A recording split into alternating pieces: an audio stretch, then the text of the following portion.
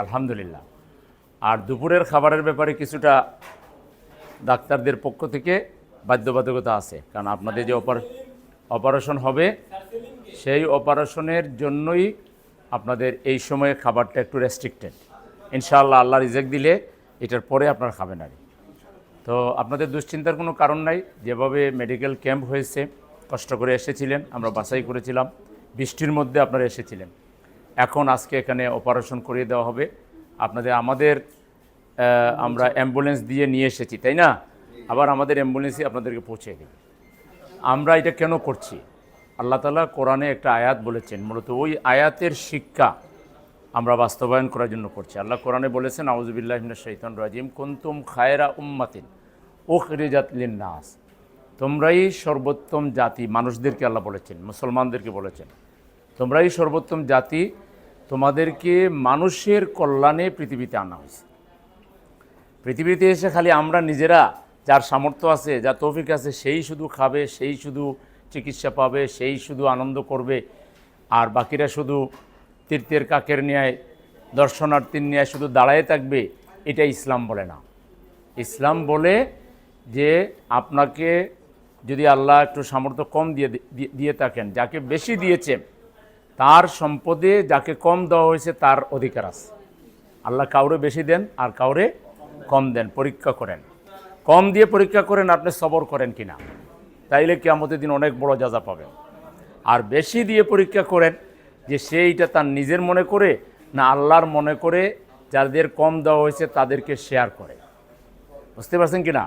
তো আমরা এই আল্লাহর যে আয়াত, এটাকে জমিনে বাস্তবায়ন করার জন্য জামাত ইসলামী আমরা চেষ্টা করতেছি। আমরা একটা কল্যাণ রাষ্ট্র চাই, আমরা একটা ইসলামী রাষ্ট্র চাই। ইসলামী রাষ্ট্র হইলে কেউ চিকিৎসা পাবে আর কেউ পাবে না, কেউ খাবে আর কেউ খাবে না, কেউ ঘুমাবে খোলা আকাশের নিচে যেখানে সেখানে, আর কেউ 7 তলা 14 তলা 20 তলায় বসে আনন্দ ফুর্তি করবে। এরকম বৈষম্য চলবে না। কিছুদিন আগে আমাদের দেশে আন্দোলন হয়েছিল জুলাই, সেই 2024 সালে। এটার মূল স্লোগান ছিল উই ওয়ান্ট জাস্টিস। আমরা বৈষম্য চাই না, আমরা ইনসাফ চাই, আমরা ন্যায় বিচার চাই, ঠিক কিনা? তো এখনও সেই বৈষম্যমুক্ত বাংলাদেশ কিন্তু হয় নাই। বরং এই আন্দোলনের মাধ্যমে সবচেয়ে বেশি বেনিফিটেড যারা হয়েছে, লাভ যারা পেয়েছে, ক্ষমতায় আসছে, তারা এখন এইটাকে নিয়ে একটু নানা ধরনের ছলচাতুরি দানাই পানাই করার চেষ্টা করতেছে। কথা ছিল জুলাইয়ের যে চার্টার তৈরি হয়েছে, সনদ, এই সনদের আলোকে আমাদের সংবিধানটাকে ঢেলে সাজানো হবে, যাতে দেশে আর স্বৈরাচার প্রতিষ্ঠিত না হয়, ফ্যাসিবাদ প্রতিষ্ঠিত না হয়। কিন্তু সেইটা আমরা এখনও করতে পারি নাই।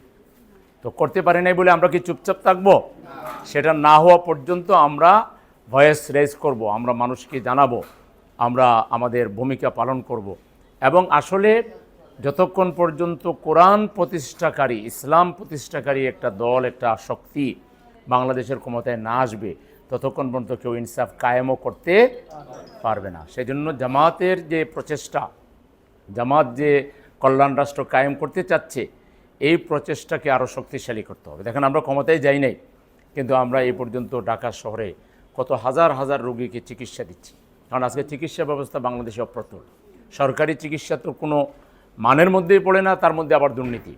আর বেসরকারি চিকিৎসায় এত টাকা লাগে, কার পক্ষে সম্ভব এগুলো করা? এজন্য সরকার তো এগুলো করা উচিত ছিল।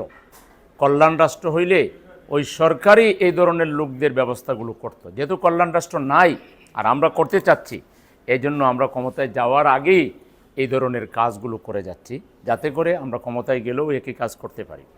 আগে থেকে প্র্যাকটিস থাকলেই না করবে, তাই না? সেই প্র্যাকটিসগুলো আমরা করতেছি। আপনারা আমাদের জন্য দোয়া করবেন। আমরা যদি আগাইতে পারি, বাংলাদেশ শক্তিশালী হবে ইনশাআল্লাহ। আমরা আগাইতে পারলে স্বাধীনতা, সার্বভৌমত্ব শক্তিশালী হবে ইনশাআল্লাহ। আমরা আগাইতে পারলেই বাংলাদেশে জনকল্যাণমূলক রাষ্ট্রের সম্ভাবনা আরও জোরদার হবে ইনশাআল্লাহ।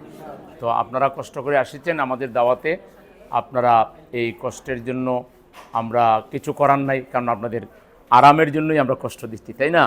তো আপনাদের জন্য আমরা দোয়া করি, আপনারাও আমাদের জন্য দোয়া করবেন তো আমাদের জন্য দোয়া।